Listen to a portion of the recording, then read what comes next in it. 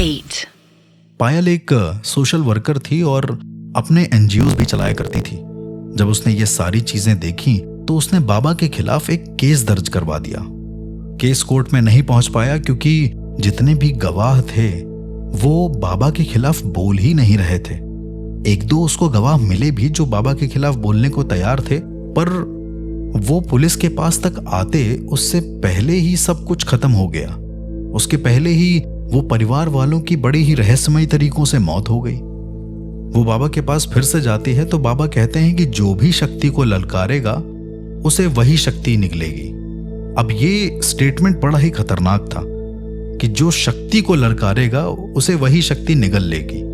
और एक रात अचानक से पायल गायब हो जाती है। 3 दिन के बाद पायल का जो शव होता है वो शहर से दूर स्थित एक मंदिर में एक हवन कुंड के अंदर जला हुआ मिलता है। पूरी तरीके से बर्न शरीर, और देखने में ऐसा लग रहा था कि किसी ने जबरदस्ती उसको हवन कुंड में बैठा दिया हो। उसने छटपटाने की कोशिश भी करी होगी, पर पोस्टमार्टम रिपोर्ट में प्रॉपर यह आया था कि जिस वक्त शायद वो आग में गई होगी उस समय वो पूरी तरीके से होश में थी। जरा आप सोचिए, किसी इंसान को आग में डाल देना जिसको हर तरह का होश हो, जिसको हर तरह का दर्द महसूस हो, और उसे तब तक ना निकालना जब तक वो पूरी तरीके से जलकर मर ना जाए। ऐसा ही कुछ इसके साथ भी हुआ था। पुलिस ने फिर से सांप्रदायिक आत्म बलिदान मानकर फाइल बंद कर दी। बहुत सारी ऐसी चीजें भी हो जाती हैं कभी कभी जब हम एक ऐसे अंधविश्वासी को आस्था दे बैठते हैं। समझ में नहीं आता है कि जो हमारे बीच आस्थावान इंसान है वो दरअसल सच है या फिर सिर्फ एक परिकल्पना, जिस परिकल्पना ने लोगों के दिमाग में अपना असर डाल दिया है। खैर, ये केस वहां से क्लोज हो जाता है। पुलिस फाइल बंद कर देती है और पता नहीं चलता कि क्या हो रहा है। लेकिन एक दिन ये बाबा पकड़ में आता है। वो कहते हैं कि सच्चाई छुपती नहीं है, तो शायद इन बाबा के साथ भी कुछ वैसा ही हुआ।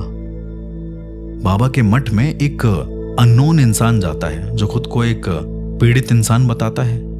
उसकी जो पत्नी थी वो बहुत ही ज्यादा सुंदर थी।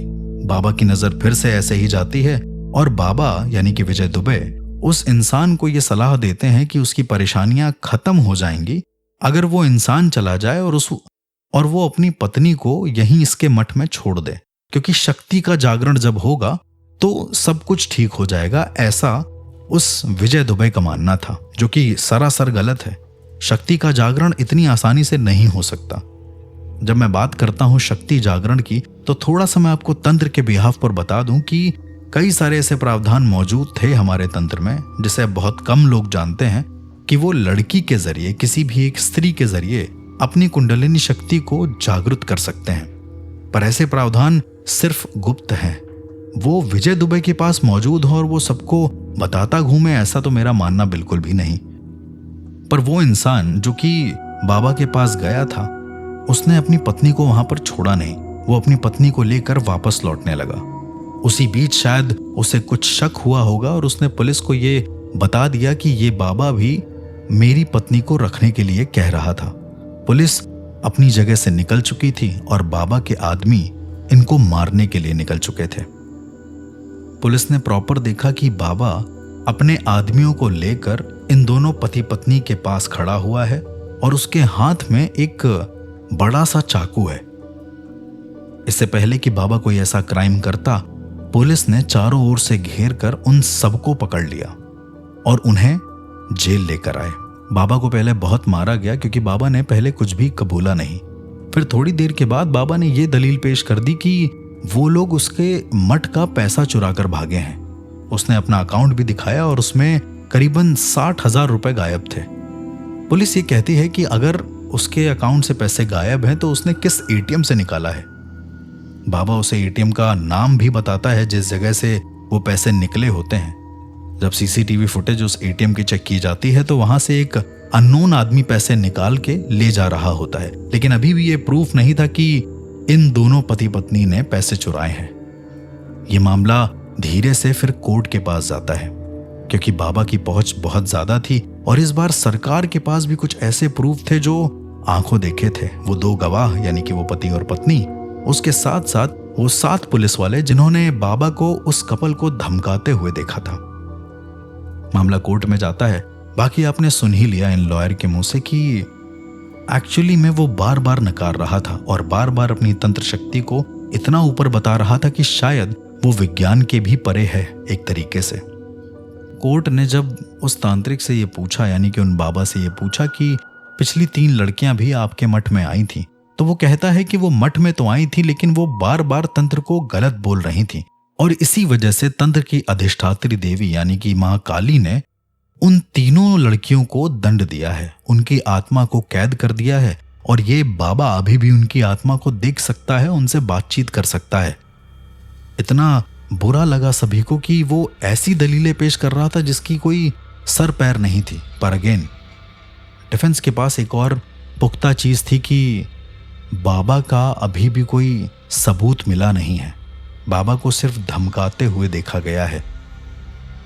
पहला कोर्ट का ट्रायल बहुत ज्यादा लंबा चलता है क्योंकि कोई भी ये प्रूफ नहीं कर पाता है कि कौन सही है और कौन गलत है। पुलिस अपनी चीजें बताती है, अपने प्रूफ्स को दिखाती है, लेकिन वहीं पर बाबा और उसके साथ जितने भी गवाह देने वाले लोग थे वो सब के सब बाबा की ओर स्थिर रहते हैं, वो बिल्कुल भी मुड़ते नहीं हैं।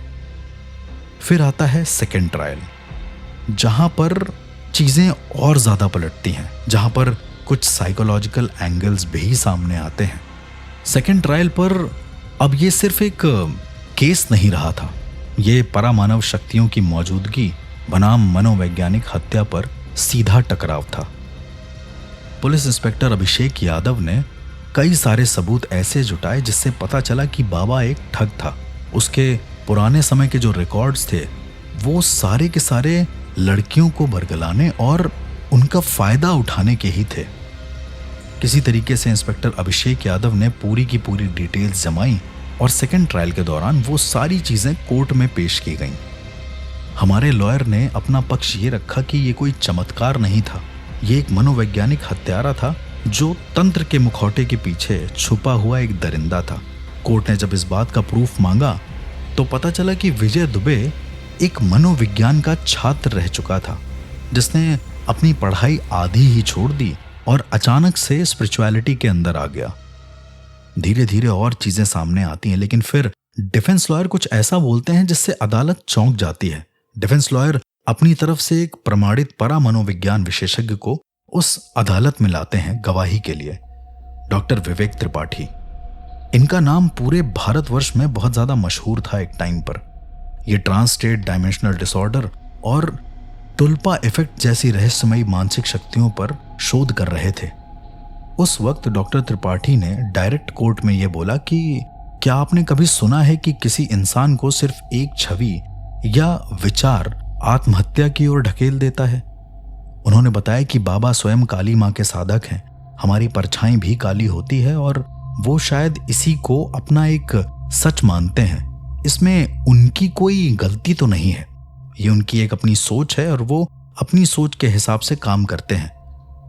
उनकी सोच किसी और की सोच को इतना प्रभावित कैसे कर सकती है? जज भी बहुत ज्यादा चकित थे कि एक्चुअली में बाबा इतने सारे लोगों को इन्फ्लुएंस कर रहा है पर वो अपनी बनाई हुई चीजों से कैसे कर सकता है, जबकि महाकाली के प्रमाण तो पूरी दुनिया में मौजूद हैं। तो वो अपना तंत्र कैसे बता सकता है उसे? कोर्ट पूछती है कि तो क्या आप ये कह रहे हैं कि इन तीनों युवतियों की हत्या किसी अदृश्य ताकत ने करी है? डॉक्टर त्रिपाठी मुस्कुराते हैं और वो कहते हैं कि मैं कह रहा हूं कि जब 100 लोग एक ही झूठ को सच मान ले तो वो सच बन जाता है। शायद बाबा ने खुद को मां काली का इतना बड़ा भक्त मान लिया था कि लोग उन्हें सच में महाकाल समझने लगे थे। अब अदालत में 2 सच टकरा रहे थे, एक विज्ञान आधारित मनोविज्ञान और दूसरा अंधविश्वास के विज्ञान की सीमाओं के पार। जज ने ये सारी चीजें जब सुनी और कई सारे ऐसे सबूत भी देखे जो बाबा के खिलाफ थे, तो कोर्ट ने विजय दुबे को दोषी मान लिया। हत्याओं में सहायक मानसिक शोषण, झूठी धार्मिक आस्था और सम्मोहन तकनीकों का प्रयोग करने के लिए उसे आजीवन कारावास दिया गया। अब आप लोग ये सोच रहे होंगे कि अचानक से ये सम्मोहन तकनीक कहां से आ गई। मैं इस केस को थोड़ा सा डिकोड करता हूं आपके लिए। दरअसल बाबा एक मनोविज्ञान का छात्र था। सरकार पक्ष की तरफ से जो लॉयर आए उन्होंने भी अपना एक साइकोलॉजिस्ट पेश किया कोर्ट में और उन्होंने जो डिकोड किया उससे पूरा कोर्ट केस सॉल्व हो गया। उन्होंने बताया कि चूंकि ये एक मनोविज्ञान के छात्र थे, इस वजह से ये जितनी भी युवतियां आती थी, जितनी भी लड़कियां आती थी, उन सबको दिमागी रूप से तोड़ देता था, उनसे कई सारी बातें करता था। साथ ही साथ ये भी पता चलता है कि बाबा जिस धूप बत्ती का प्रयोग करता था, वो धूप बत्ती एक तरीके का ऐसा ट्रांस में डाल देने वाला धुआं था जो इंसान अपनी पुरानी चीजों को याद करने लगे, जस्ट लाइक अदर ड्रग। वहां पर बहुत ज्यादा हाइटन करने वाली इमोशंस की कुछ ऐसे ड्रग्स को यूज किया गया था जो शायद मिलना दुर्लभ है। उन्होंने बताया कि वो मानसिक रूप से टूटे हुए लोगों का इस्तेमाल करता था और वो उन्हें इतना तोड़ देता था कि वो खुद आत्महत्या के लिए मान जाती थी।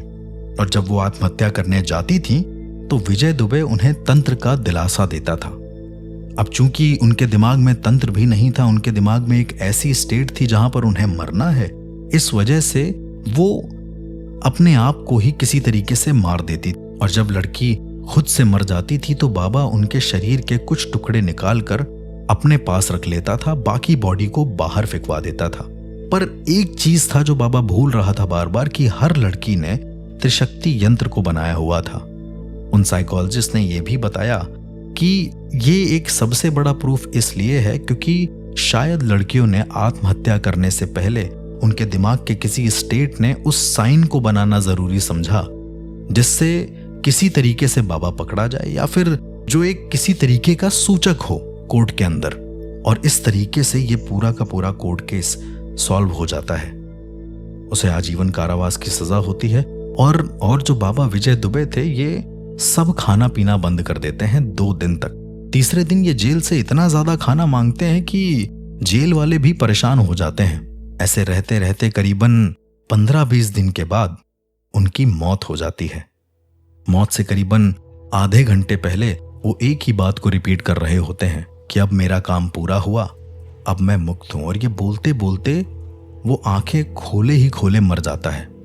पुलिस वाले जब सीसीटीवी फुटेज देखते हैं तो उनको बड़ा ही हैरानी होती है कि आखिरकार ये इंसान मर कैसे सकता है, वो भी ऐसे बोलकर।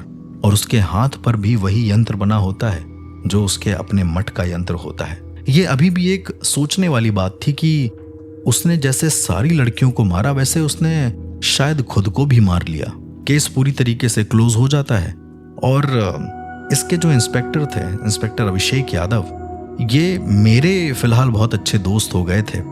मैं जब कभी इनसे बात करता हूं तो ये कहते हैं कि उन्हें हल्का फुल्का आभास होता है कि बाबा तो नहीं है इस दुनिया में, लेकिन फिर भी उसके जैसी कोई परछाई आसपास है।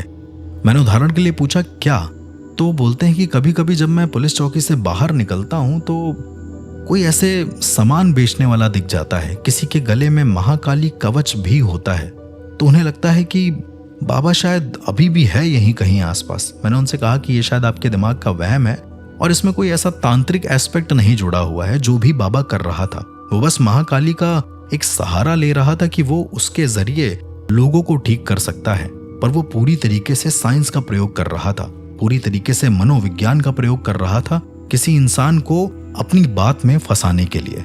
वो कहते हैं ना कि जिसका मन सशक्त हो वो अपने भीतर देवता या राक्षस दोनों को जन्म दे सकता है।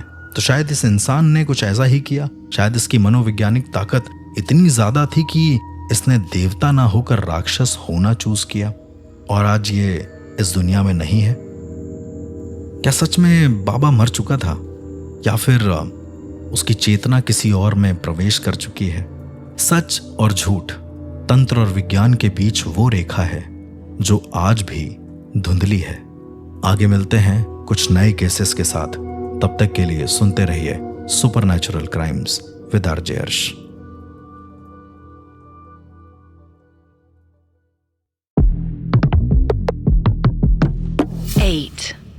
हमारा बचपन एक ऐसी याद जो शायद हर एक इंसान को याद हो।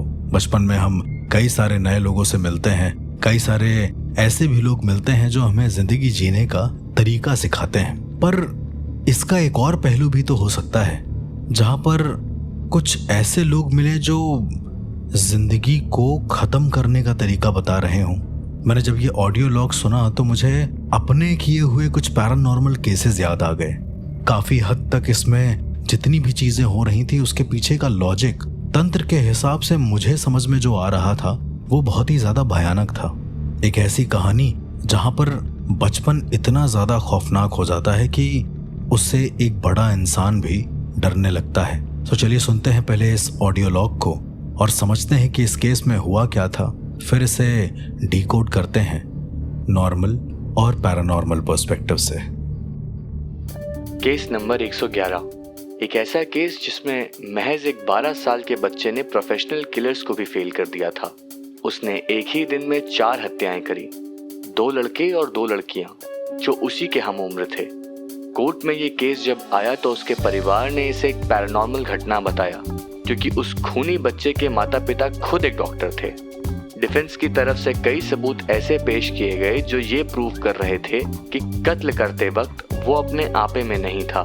इवन सरकारी डॉक्टर्स भी हार मान चुके थे। एट द एंड उसे जज ने मेडिकल ऑब्जर्वेशन के अंदर एक प्राइवेट कंटेनमेंट में रखने का फैसला सुनाया।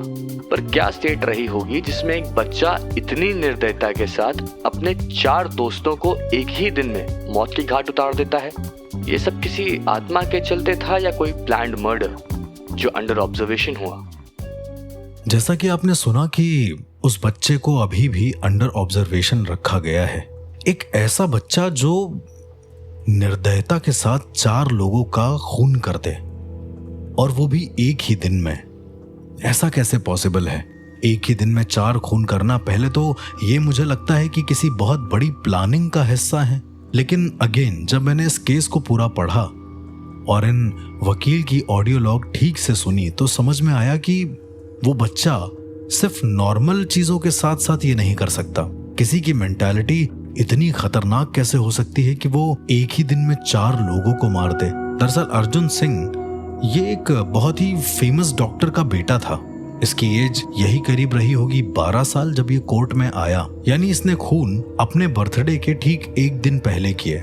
सारे के सारे खून हर एक बच्चे के अपने अपने घर में हुए हैं। स्वाभाविक सी बात है कि जितने भी बच्चे मरे हैं वो सब इसी के घर के आसपास के बच्चे थे और ये उनके घर में अच्छे से आता जाता था। अब इस केस की डिटेल को समझने के लिए हमें पहले समझना पड़ेगा कि एक्चुअली अर्जुन सिंह ने किस माइंडसेट के साथ खून किया था।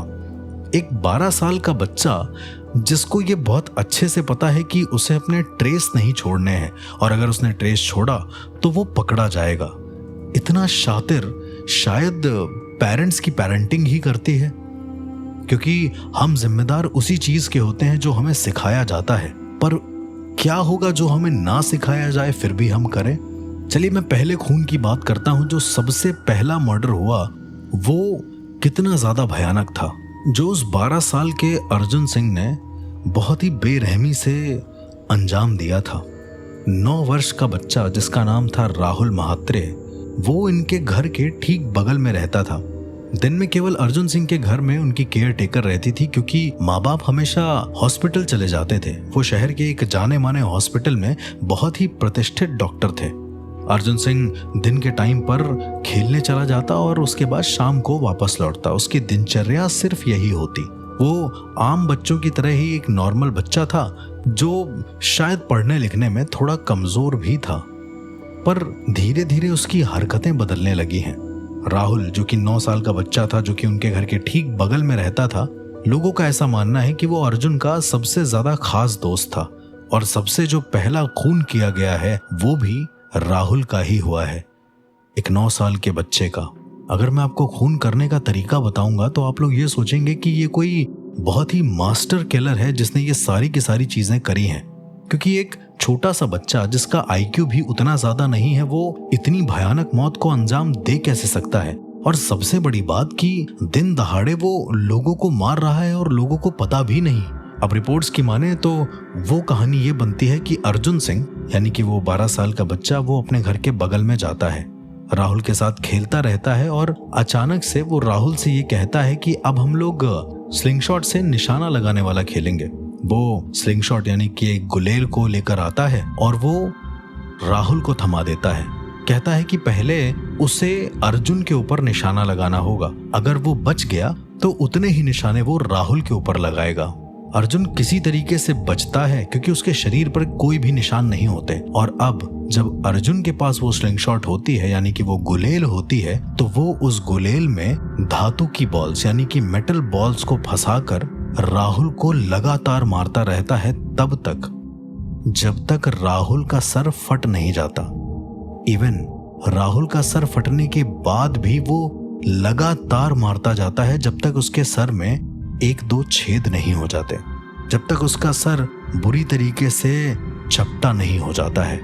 राहुल की उस मेटल बॉल के लगातार सर पर लगने से मौत हो जाती है और उसके बाद अर्जुन सिंह चल देता है अपने अगले शिकार की ओर।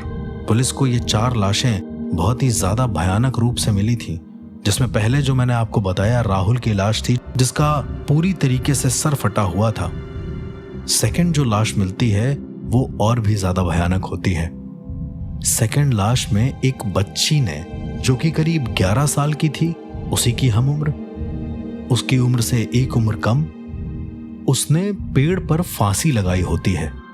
पुलिस इस लाश को जब डिकोड करती है तो उन्हें पता चलता है कि किसी ने जबरदस्ती यहां पर एक फंदा तैयार करा हुआ था और वो लड़की वहां पर गई और उसके गले में फंदा आया और अचानक से वो ऊपर चली गई और साइड में रखा हुआ पत्थर, जो कि काफी ज्यादा भारी था, वो नीचे आ गया। एक तरीके का ट्रैप। अब मैं आपको इसके पीछे की एक घटना बताता हूं कि एक्चुअली में अर्जुन सिंह ने इसे अंजाम दिया कैसे।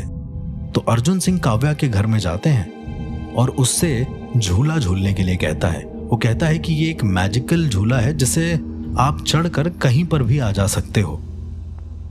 वो लड़की उसकी बातों में आ जाती है और वो उसके बनाए हुए एक निश्चित स्थान पर खड़ी हो जाती है।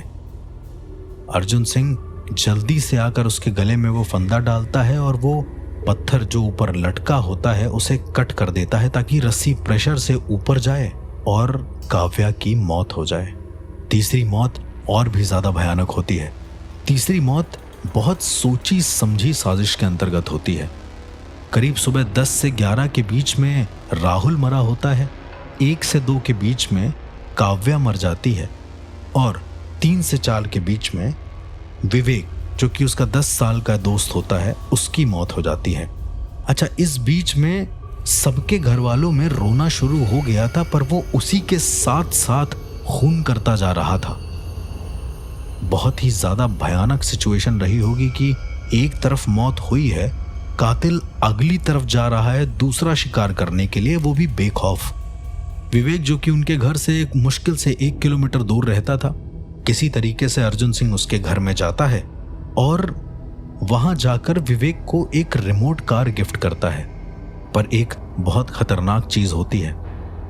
विवेक की बॉडी जब पुलिस वाले देखते हैं तो विवेक अपने मुंह से झाग निकाल रहा होता है, यानी कि उसको किसी ने जहर दिया होता है।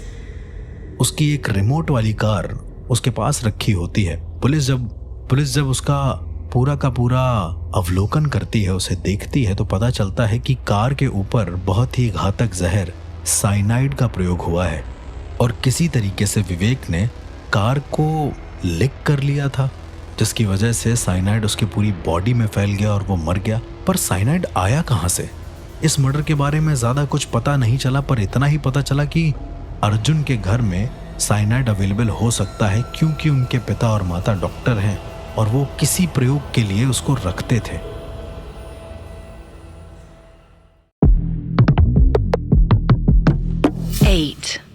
इसके बाद चौथा खून, जो कि विवेक के घर के ठीक बगल में था। एक 7 साल की बच्ची माही। इसकी जो बॉडी पुलिस को मिली वो बड़ी ही अजीबोगरीब तरीके से आधी जिंदा मिली, पर वो हॉस्पिटल जाते जाते मर चुकी थी। माही, जो कि 7 वर्ष की एक छोटी सी प्यारी सी बच्ची थी, उसके पूरे शरीर में ऐसा लग रहा था कि किसी ने पिंस की बारिश कर दी हो, यानी कि छोटी छोटी कीलों को उसके शरीर में गाड़ दिया हो। पर वो कील हथौड़े से नहीं, वो कील किसी फोर्सफुली राइफल की तरीके आकर उसके शरीर में धस गई थी। और यहां पर वो पॉइंट था जहां से अर्जुन सिंह पकड़ा जाता है, क्योंकि पास ही पड़ी थी अर्जुन की एक गन, जो कि एक नॉर्मल गन थी। वो कोई हैवी गन नहीं थी, पर उसमें फिर भी आप छोटी छोटी चीजों को लोड करके आप उसे शूट कर सकते हो। वो गन उसे उसके पापा ने लाकर दी थी और अर्जुन ने उस गन में रबर की गोली के बजाय बहुत सारी पिन्स को डाल दिया था जो उसी के शेप में थी, और उसी से 7 साल की बच्ची माही को शूट करके लगातार उसकी पूरी बॉडी में छेद कर दिया था जिससे वो मर सके। अर्जुन सिंह गिरफ्तार होता है। उसके माँ बाप को भी कोर्ट में बुलाया जाता है। जैसा कि हमारे लॉयर ने बताया कि जब वो कोर्ट में आया तो उस वक्त उसके चेहरे पर ऐसा कोई भाव नहीं था कि उसने कोई गलत काम किया है। वो बिल्कुल शांति से खड़ा था, लेकिन उसकी आंखें पता नहीं क्यों सब कुछ बयां कर रही थी। लॉयर बताते हैं कि जैसे ही वो अपना पक्ष रखते हैं, डिफेंस पक्ष के लॉयर ये बोलते हैं कि उनके पिता और माता दोनों एक प्रतिष्ठित डॉक्टर हैं, उन्होंने बहुत लोगों की जान बचाई है, तो फिर वो मारना क्यों चाहेंगे। उन्होंने बताया कि उनके घर में कुछ सुपरनैचुरल है जो कंट्रोल करता है उनके बच्चे को ये सारी चीजें करने के लिए। कोर्ट ने जब इस बात का प्रूफ मांगा तो प्रूफ मिला। उनके पिता और माता ने एक वीडियो दिखाई जिसमें इन्हीं का बच्चा यानी कि अर्जुन सिंह अपने ही माता पिता को बहुत जोर से मार रहा होता है और इनके माता पिता बस बचाव कर रहे होते हैं। इससे ये समझ में आता है कि ये जो बच्चा है ये बहुत ही ज्यादा खतरनाक है एक स्पेसिफिक टाइम पर और एक स्पेसिफिक दिन पर, यानी कि अमावस्या के दिन। ये सारे के सारे मर्डर जो हुए थे वो अमावस्या को हुए थे। सरकारी लॉयर का ये कहना था कि ये सब एक योजनाबद्ध तरीके से किया गया नरसंहार है, जिसे प्रॉपर फुल प्लान मर्डर कहते हैं। आरोपी अर्जुन ने न केवल अपने खिलौनों को घातक बनाया बल्कि बच्चों को झूठे खेलों के बहाने अपनी क्रूरता का भी शिकार बना लिया। ये बच्चा नहीं है, ये एक बच्चे के रूप में शैतान है। उनके माता पिता ने बोला कि जितने भी प्रूफ हम आपको दे रहे हैं वो सबकी टाइमिंग और डेट सब कुछ मेंशन है, उसके दिमाग में कोई दिक्कत है। जज ने तुरंत उस वक्त एक मनोवैज्ञानिक जांच का आदेश दिया। 2 महीने के कंटिन्यू सेशंस के बाद एक रिपोर्ट आती है कोर्ट में। उसमें लिखा होता है subject shows sign of childhood psychopathy, no sign of paranormal possession. इस केस को डिकोड करने वाले साइकोलॉजिस्ट वो ये बताते हैं कि इसमें ऐसा कोई पैरानॉर्मल साइन तो नहीं है। कोर्ट उसी वक्त अर्जुन सिंह को दोषी करार देती है और उसे एक विशेष निगरानी में सुधार गृह भेज दिया जाता है। मगर कुछ ऐसा लगता है कि अभी भी अर्जुन सिंह था या फिर उसकी फैमिली थी जो छुपा रहे थे। जिन साइकोलॉजिस्ट ने सबसे पहले अर्जुन की पूरी थेरेपी करी थी, उनका ये कहना था कि वो अचानक से बदल जाता है। जेल में भी सुधार गृह में भी अर्जुन बिल्कुल शांत था। बस वो जमीन पर चौक से अलग अलग तरह की आकृतियां बनाया करता था। सभी में शायद मृत शरीर, एक हथियार और एक आदमी की परछाई थी जिसके पास एक क्रॉस तरीके का कोई हथियार हुआ करता था और एक अजीब सा नाम, श्याम। थोड़े ही समय में कोर्ट में एक और ट्रायल सामने आता है। एक और याचिका दर्ज की जाती है अर्जुन सिंह की फैमिली की तरफ से। एक पैरासाइकोलॉजिस्ट जो कि शहर के बहुत ही फेमस और नामचीन साइकोलॉजिस्ट थे, डॉक्टर कार्तिक सहगल, उनको पेश किया जाता है। कार्तिक सहगल कोर्ट में आते हैं और वो ये बयान देते हैं कि मैं मानता हूं कि अर्जुन एक सामान्य साइकोपैथ नहीं है, लेकिन उनकी शोध के अनुसार उसे पिछले जन्म की स्मृतियां आती हैं। उसने जिस श्याम का जिक्र किया है अपनी पेंटिंग में, वो 1890 में मुंबई का एक बहुत बड़ा कातिल था जो भाड़े पर काम किया करता था और बच्चों को मारने में बहुत ज्यादा माहिर था। अर्जुन उसी श्याम का पुनर्जन्म है। कोर्ट जितनी देर में कुछ और पूछती, यानी डिफेंस पक्ष के जो साइकोलॉजिस्ट थे, उन्होंने अर्जुन के स्केचेस दिखाए। उनमें कुछ ऐसे हथियार थे जो अब उपयोग में नहीं आते हैं, लेकिन ब्रिटिश इंडिया के टाइम पर उनका दस्तावेजों में अच्छे से जिक्र है। उसी समय पर अर्जुन भी एक बात कहता है।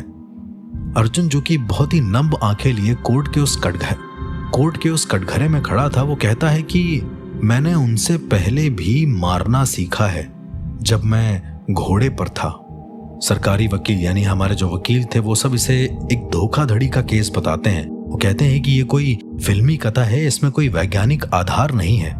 पर इसी के साथ साथ जो सरकारी पक्ष के साइकोलॉजिस्ट होते हैं, जिन्होंने सबसे पहले सेशन किया होता है अर्जुन का, वो कटघरे में आते हैं। अब उनका बयान जो था वो सुनकर पता नहीं क्यों मेरे रोंगटे खड़े हो गए। और शायद वहीं से ये केस रुक भी गया। उनका कहना था कि अर्जुन के मस्तिष्क की गहराई में जाने के लिए उन्होंने एक हिप्नोथेरेपी का सहारा लिया। एक सेशन में अर्जुन ने अपनी आंखें खोली और कहा, मेरी मां को उन्होंने जलाया था उस बंगले में, मैंने उन्हें मारा। फिर भाग गया पहाड़ियों में और वहीं से कसम खाई, जो भी बच्चे बनकर आएंगे वो मेरे दुश्मन की औलाद होंगे। सरकार पक्ष के साइकोलॉजिस्ट बताते हैं कि वो भी अपने सेशन के दौरान चौंक गए थे, क्योंकि ब्रिटिश राज के अखबारों में अभी भी ये अभिलेख मिलता है। उसमें एक खबर मिलती है कि 1892 पारसी मेंशन, उसमें एक महिला जलाई गई। स्थानीय व्यक्ति श्याम पर शक, श्याम लापता। उस बंगले का पता वही था जो अर्जुन की ड्राइंग में अर्जुन बनाया करता था। एट द एंड जब कोर्ट फाइनल स्टेटमेंट पूछती है तो सरकार पक्ष के साइकोलॉजिस्ट भी यही कहते हैं कि मैं परालौकिक मान्यताओं में विश्वास नहीं करता, लेकिन अर्जुन के अंदर जो हिंसा है उसका स्रोत शायद वैज्ञानिक व्याख्याओं के परे है। उसे ना जेल की जरूरत है ना रिहाई की, उसे कंटेनमेंट की जरूरत है। उसकी मानसिक अवस्था मानव मस्तिष्क के सामान्य दायरे से परे है। इसके बाद जज अपना फैसला सुनाते हैं और जज कहते हैं कि अर्जुन को मेडिकल ऑब्जर्वेशन सेंटर में रखा जाएगा, जहां उसे शारीरिक और मानसिक निगरानी दोनों दी जाएगी। कोई भी इंसान को उससे मिलने के लिए सिर्फ 5 मिनट का समय होगा, उससे ज्यादा नहीं। ये तो था वो सारी चीजें जो एक्चुअली सबने देखा। अब मैं इसका एक तांत्रिक दृष्टिकोण भी आप लोगों को देना चाहता हूं। कहते हैं कभी कभी कुछ ऐसी साधनाएं होती हैं जो स्वयं बच्चों पर सिद्ध हो जाती हैं, उसे हम स्वसिद्ध साधक बोलते हैं। इस तरह के बच्चे बहुत ही रेयर होते हैं। सबसे पहले डाकनी विवाह के अंतर्गत ऐसी चीजें होती थी कि एक बच्चे के अंदर स्वयं कोई आत्मा आती थी और वो चुनाव करती थी कि वो उसके अंदर रहना चाहेगी या फिर नहीं, और यदि वो उसके अंदर पनाह ले लेती थी तो वो इंसान वही करता था जो आत्मा कहती थी। पर ऐसी शक्तियां, ऐसी चीजें सिर्फ एक मठ के अंतर्गत या फिर किसी एक स्पेसिफिक संप्रदाय के अंतर्गत बहुत ही गुप्त रूप से होती हैं। ऐसे बच्चे भी बहुत गुप्त रूप से बाहर निकाले जाते हैं, जिनके अंदर ऐसी आत्माएं होती हैं जो लोगों को मार सकती हैं अलग अलग तरीके से, किसी भी एक्सटेंट पर जाकर। ये तो एक पहलू हो गया, लेकिन दूसरा पहलू जो पुनर्जन्म का आया, पता नहीं क्यों मैं उससे थोड़ा सा कोरिलेट करता हूं, क्योंकि अगर हिप्नोथेरेपी के बजाय इस बच्चे की पास्ट लाइफ रिग्रेशन थेरेपी होती, पीआरटी होती, तो शायद और भी चीजें पता चल सकती थी। पर अभी तक पीआरटीज नहीं हुई हैं ड्यू टू बहुत ज्यादा एक्यूरेट प्रूफ कि खून उसी ने किया है। अब इसका जस्टिफिकेशन भी नहीं बनता, पर यह पॉसिबल फॉर श्योर हो सकता है कि पुनर्जन्म उसका हुआ होगा, क्योंकि जिस हिसाब से श्याम की कहानी थी कि उसकी माँ को जिंदा जला दिया, फिर उसने सबको मार दिया, वो बड़ी ही डिस्टर्बिंग रही होगी फॉर श्योर। और उसका कपाल क्रिया भी ठीक से नहीं हुआ होगा। कपाल क्रिया जो लोग नहीं जानते हैं उनको मैं बता दूं कि मृत्यु के बाद हमारे कपाल को फोड़ने की एक क्रिया होती है जो बांस से चांडाल करते हैं, अक्सर परिवार वाले भी करते हैं। यदि वो क्रिया किसी के साथ नहीं होती है तो वो इंसान की यादें अगले जन्म में ट्रांसफर हो जाती हैं, और इसे ही हम बार बार पुनर्भास बोलते हैं कि वो हमें पिछले जन्म की चीजें याद आ रही हैं, क्योंकि ठीक तरीके से मेमोरी मिट नहीं पाती। शायद ये जो श्याम रहा होगा, अर्जुन उसी का पुनर्जन्म है और उसको सारी किलिंग्स याद होंगी अपनी, और वो एक तरीके से बच्चों को मारने के लिए आगे बढ़ रहा होगा, क्योंकि उसे लगता होगा कि जितने लोगों को भी वो मार रहा है वो सब उनकी संतानें हैं, उसके दुश्मन हैं। अब ये आप अपने हिसाब से डिसाइड करिए कि इस केस में जो बच्चा था अर्जुन सिंह, क्या सच में वो एक पुनर्जन्म का शिकार था, या एक ऐसा साइकोपैथ किलर जो बहुत ही प्लानिंग के साथ एक ही दिन में 4 बुरी तरीके से हत्याएं कर सकता है। जल्दी मिलते हैं एक और नए केस के साथ। तब तक के लिए सुनते रहिए सुपरनैचुरल क्राइम्स विद आरजे अर्श।